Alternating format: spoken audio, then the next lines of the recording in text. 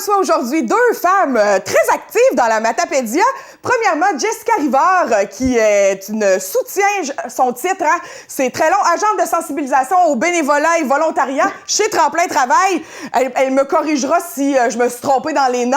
Et une participante au projet S'unir pour le bonheur, Erika Gendron. Bonjour les filles! Salut! Donc aujourd'hui, on explique un peu c'est quoi S'unir pour le bonheur. Là, on commence à voir des affaires passer. Vous avez créé une page Facebook. On voit que ça commence à bouger pas mal. Jessica, je vais en aller vers toi. Qu'est-ce que c'est le projet S'unir pour le bonheur? Ben, tu sais, je sais pas si tu te rappelles, il y a quelques semaines, on s'était déjà parlé, puis je t'avais comme titillé un petit peu avec ça. Il y avait quelque chose qui s'en venait là, dans le cadre de la semaine de l'action bénévole. Oui. Là, dans le fond, qu'est-ce qui est en place? Qu'est-ce qu'on a réussi à mettre en place grâce à 6 jeunes qui sont à la maison, je le rappelle. Oui. Donc, ils sont quand même mobilisés. C'est S'unir pour du bonheur. C'est eux qui ont trouvé le nom. Je t'explique grosso modo. Il y a une nouvelle plateforme qui a été mise en ligne en même temps que la pandémie a commencé. OK. Ça s'appelle S'entreprendre à la maison, qui a changé pour S'entreprendre à la maison et à l'école. OK. Donc, différentes commissions scolaires ou même des parents à la maison qui peuvent prendre ça. C'est vraiment un outil éducatif, mais en même temps entrepreneurial.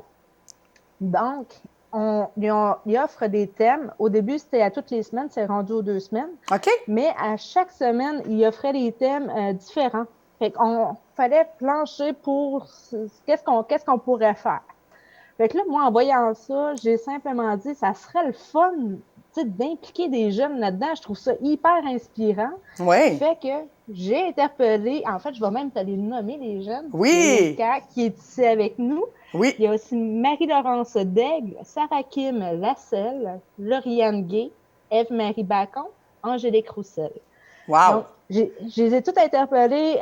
Les filles, ça vous tente-tu de faire la différence dans la vie de monde par rapport à des thématiques qui nous seraient proposées, un beau défi à chaque semaine? Là, c'est sûr, ça fait que c'est rendu aux 2 semaines. Mais bon, à l'époque, c'était ça à chaque semaine. OK. Les filles, ils ont dit, oui, Jess, on veut embarquer. Fait que là, moi, j'étais juste épatée de voir des jeunes motivés comme ça. Fait qu'on a commencé ça, il y a quand même quelques semaines.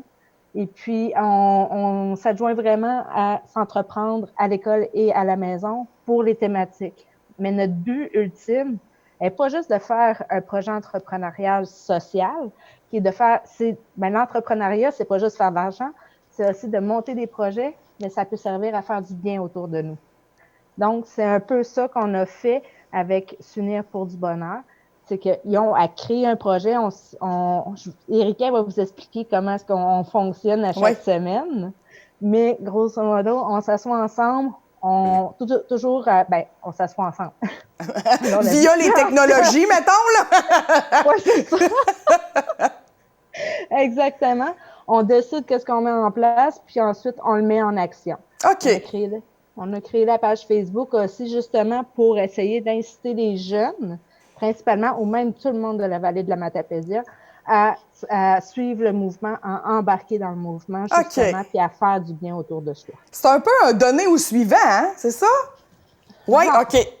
J'aime bien ce concept-là. Ben, écoute,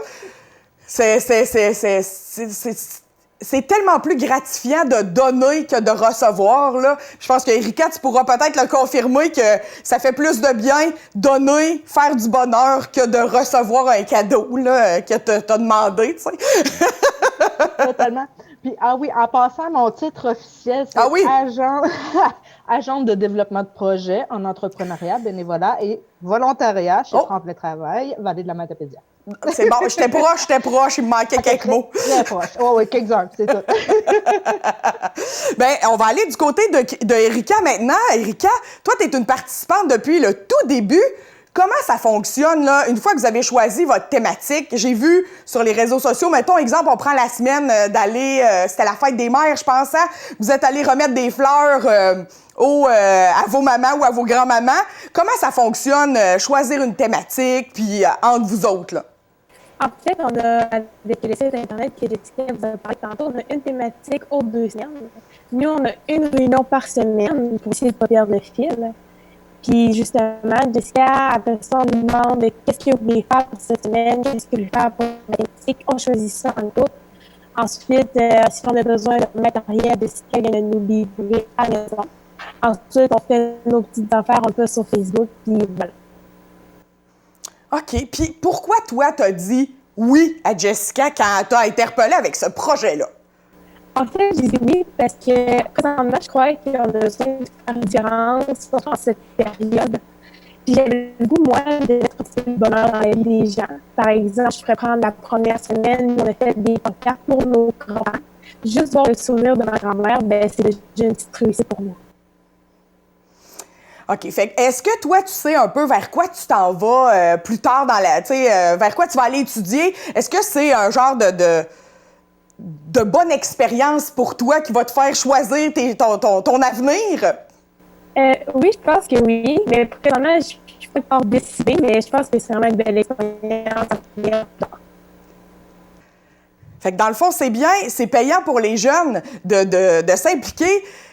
Puis ça peut leur donner des belles expériences. À Jessica, tu pourras le dire, du bénévolat, des fois, c'est ce qui fait qu'on a une lumière qui s'allume, puis on fait « Ah oui, plus tard, je vais aller en santé ou je vais aller travailler avec les personnes âgées. » ou Totalement. Puis on le sait, Émilie, on va se le dire, on en a fait du bénévolat.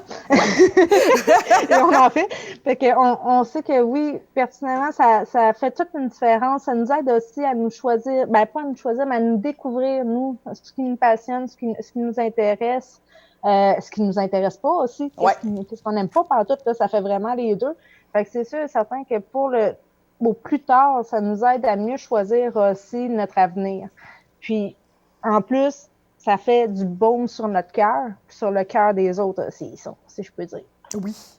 Le projet, est-ce que il continue au-delà de la fin d'année? On s'entend que techniquement, on finit le secondaire fin juin.